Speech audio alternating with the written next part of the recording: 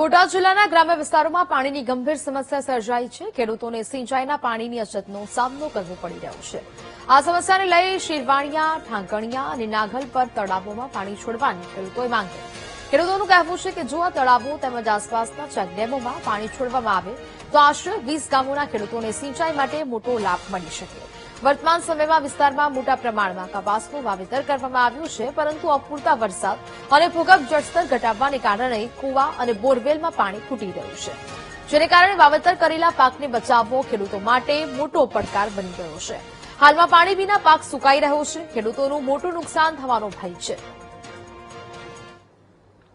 જે 3200 નું 3000 નું 3500 લગીનું બિયારણ સિંગના વાવે અને જોયું કે નાના થોડા પાણી હતા એ કૂવામાંથી લાસી ગયા છે। જો આ તળાવ ભરાય અને આ તળાવ ભરાય એટલે 2 દિવસમાં તળાવમાં જે પાણી આવી જાય તો બધાને બિયારણ હસવી જાય, ખેડૂતને કરાવા હાકી નાખે।